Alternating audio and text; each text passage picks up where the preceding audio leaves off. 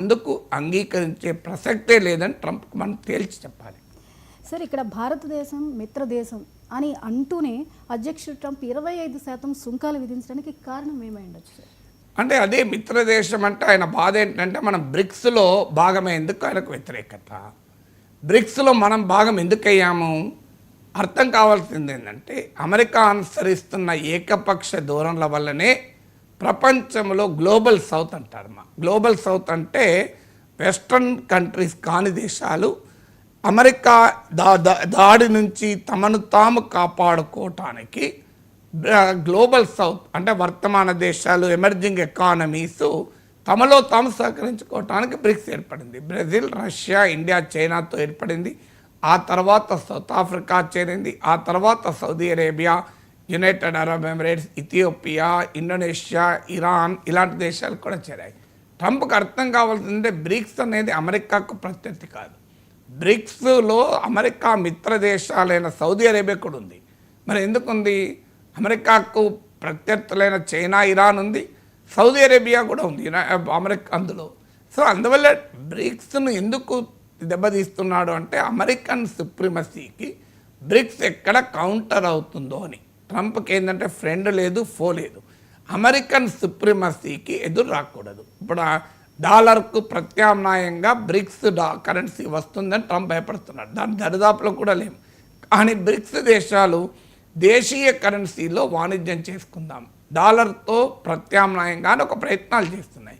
Dollar ఆధిపత్య payment వ్యవస్థ అయిన Swift, society for world wide inter bank financial telecommunication system అంటారు. అలా డాలర్ డామినేటెడ్ పేమెంట్ సిస్టమ్ నుంచి ప్రత్యామ్నాయంగా మరో పేమెంట్ సిస్టమ్ ఎవాల్వ్ చేయాలని ప్రయత్నాలు చేస్తున్నాయి. ఇవన్నీ ట్రంప్కు నచ్చడం లేదంటే అమెరికన్ ఆధిపత్యానికి, అమెరికన్ సుప్రీమసీకి ఏ రకమైన సవాల్ ఎదురు కాకూడదు అనేది ట్రంప్ ఆలోచన. ఇక ఒకవైపు ఫ్రెండ్ అంటూనే ఎందుకు చేస్తున్నాడు? ఇండియాతో ఒక ట్రేడ్ డీల్ కుదుర్చుకోవటానికి అమెరికా, భారత్లు చర్చలు జరుపుతున్నాయి. ఈ ట్రేడ్ డీల్ అయిపోయింది అని కూడా ట్రంప్ అనేకసార్లు క్లెయిమ్ చేశాడు. కానీ నిన్న టారిఫ్లతో అర్థమైంది అంటే ట్రేడ్ డీల్ ఇంకా కుదరలేదు అని.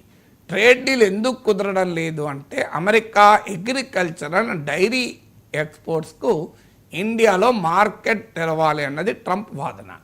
కానీ ఇది భారతదేశం అంగీకరించడానికి సిద్ధంగా లేదు.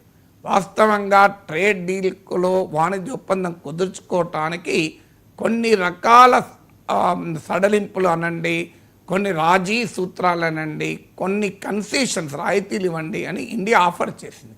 ఇప్పుడు ఉదాహరణకు ఆటోమొబైల్స్ పైన, హై ఎండ్ ఆటోమొబైల్స్ పైన టారిఫ్లు తగ్గించండి అన్నది ట్రంప్ వాదన. ఆల్రెడీ లాస్ట్ బడ్జెట్లో హార్లీ డేవిడ్సన్, టెస్లా లాంటి హై ఎండ్ ఆటోమొబైల్స్ పైన సుంకాలను గణనీయంగా ఇండియా తగ్గించింది. దాదాపు సగానికి సగం తగ్గించింది.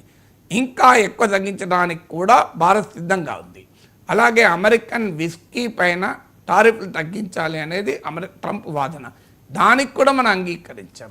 అలాగే అమెరికా నుంచి వచ్చేటువంటి కొన్ని రకాల కొన్ని అమెరికా నుంచి మోర్ డిఫెన్స్ ఇంపోర్ట్ చేసుకోవాలి, అమెరికా నుంచి ఎనర్జీ ఇంపోర్ట్ చేసుకోవాలని ట్రంప్ కండిషన్స్ పెడుతున్నాడు. దానికి కూడా అమెరికాలో మోడీ పర్యటన సందర్భంగా దాదాపు అంగీకరించాను. ఇప్పుడు F-35 యుద్ధ విమానాలు కొనడం పైన చర్చలు జరుగుతున్నాయి. నేను ఇంతకుముందు చెప్పినట్లు ఒకప్పుడు 75% ఆఫ్ డిఫెన్స్ ఇంపోర్ట్స్ మనకు రష్యా నుంచే ఉండేవి. ఇప్పుడు అది 36% తగ్గించుకున్నాం.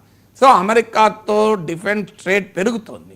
అలాగే అమెరికాతో ఎనర్జీ ట్రేడ్ కూడా పెరుగుతుంది. ఇన్ని ఒప్పుకున్నా ట్రంప్ అంగీకరించడం లేదు. ఎందుకంటే ట్రంప్ కోరుకుంటున్నది ఏంటంటే, ఒకటి, అమెరికా అగ్రికల్చరల్ అండ్ డైరీ ప్రొడక్ట్స్కు ఇండియన్ మార్కెట్ తెరవాలని. అంటే ఉదాహరణకు అమెరికా బియ్యం, అమెరికా గోధుమలు, అమెరికా పాలు, అమెరికా చీజు మనం తెప్పించుకోవాలని. ఇది భారతదేశం అంగీకరించడం లేదు. ఎందుకు అంగీకరించడం లేదంటే ఈ దేశ ప్రజల్లో ఇప్పటికీ 50% మంది వ్యవసాయం పైన ఉపాధి ఆధారపడుతున్నారు. ఒక్కసారి ఫారిన్ అగ్రికల్చరల్ ప్రొడక్ట్స్కి మనం అనుమతిస్తే ఇండియాలో ఫార్మర్ దెబ్బతింటారు. ఇప్పుడు ఉదాహరణకు ఇండోనేషియా నుంచి విచక్షణారహితంగా పామాయిల్ దిగుమతి చేసుకుంటే కేరళలో కొబ్బరి రైతులు నష్టపోయారు. అలాగే మీకు ఇప్పుడు ఆల్రెడీ ఫారిన్ అగ్రికల్చరల్ ప్రొడక్ట్స్ ఇప్పుడు ఇండియాలో అమ్ముతున్నారు. ఇంకా నీకు ఎక్కువగా అనుమతిస్తే అవి చీప్, ఎందుకంటే అమెరికాలో అగ్రికల్చర్ పైన భారీగా రాయితీలు ఉంటాయి. ఇప్పుడు మన దేశంతో పోలిస్తే చాలా ఎక్కువ రాయితీలు ఉంటాయి. అమెరికా జనాభాలో 2% మాత్రమే అగ్రికల్చర్ పైన ఆధారపడుతున్నారు. ఇండియన్ జనాభాలో 50% అగ్రికల్చర్ పైన ఆధారపడుతున్నారు. అందువల్ల అమెరికా నుంచి వచ్చే cheaper agriculture and dairy products వస్తే మన దేశంలో ఉన్న రైతాంగం నష్టపోతారు. అందుకే భారత ప్రభుత్వం దానిపైన కాస్త గట్టిగా బిగుసుకొని కూర్చుంది. దీన్ని ఛేదించాలన్నది ట్రంప్ లక్ష్యం. ట్రంప్ ఈ టారిఫ్లు విధించేదంటే ఒక రకంగా బ్లాక్మెయిల్, అంటే అమెరికా డిమాండ్లకు భారతదేశం తలవంచాలి అన్నది లక్ష్యం.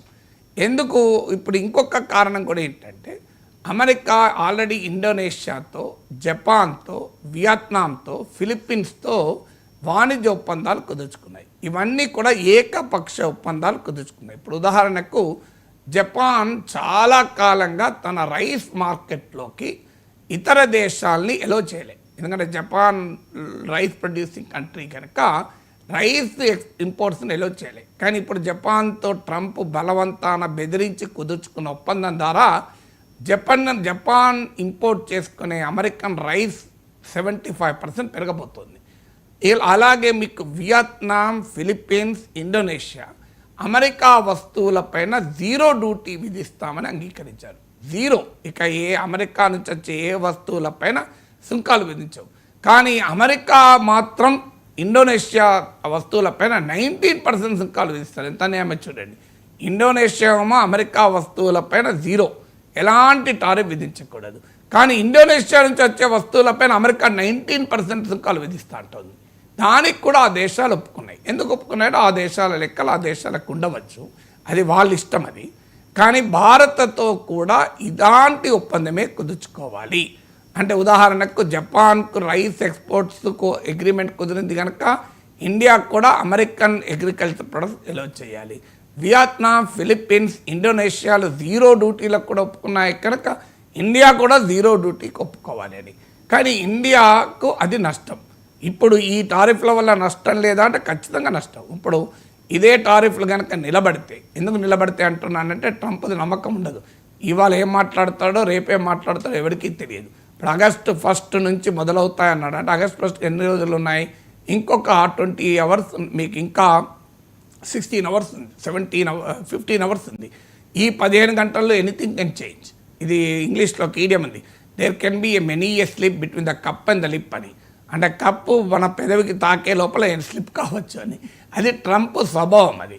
కానీ ఈ సుంకాలే ఉంటే ఖచ్చితంగా కొన్ని ఇండియన్ ఎక్స్పోర్ట్ నష్టపోతాయి. ఉదాహరణకు ఆటోమొబైల్స్, టెక్స్టైల్స్, అలాగే జెమ్స్ అండ్ జ్యువెలరీ, ఫార్మాసిటికల్స్, ఈ ఎగుమతులు దెబ్బతింటాయి అమెరికాకు మనం.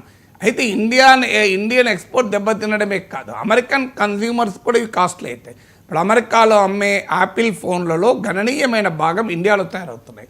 అలాగే అమెరికాలో ఉండే ఆండ్రాయిడ్ మిడ్ రేంజ్ ఫోన్లు చాలా ఇండియాలో తయారవుతున్నాయి. ఈ మధ్య కాలంలో భారత ప్రభుత్వం production linked insurance scheme PLI అమలు చేశాక ఇండియాలో మొబైల్ ఫోన్ మ్యానుఫ్యాక్చరింగ్ చాలా పెరిగింది. ఇండియన్ ఎలక్ట్రానిక్స్ ఎగుమతులు అమెరికాకు ఎగుమతి చేస్తుంది. అందువల్ల ఇప్పుడు అమెరికాలో ఈ ట్రంప్ విధించిన భారత్పై విధించిన 25% టారిఫ్ల వల్ల అమెరికాలో స్మార్ట్ ఫోన్ల ధరలు, ఆటోమొబైల్స్ ధరలు, ఔషధాలు, ఫార్మాసిటికల్ ధరలు, టెక్స్టైల్స్, గార్మెంట్స్ ధరలు, దుస్తుల ధరలు, అలాగే మీకు జెమ్స్ అండ్ జ్యువెలరీ పైన India is a very big exporter of diamonds to America. So వీటన్నిటి ధరలు పెరుగుతాయి.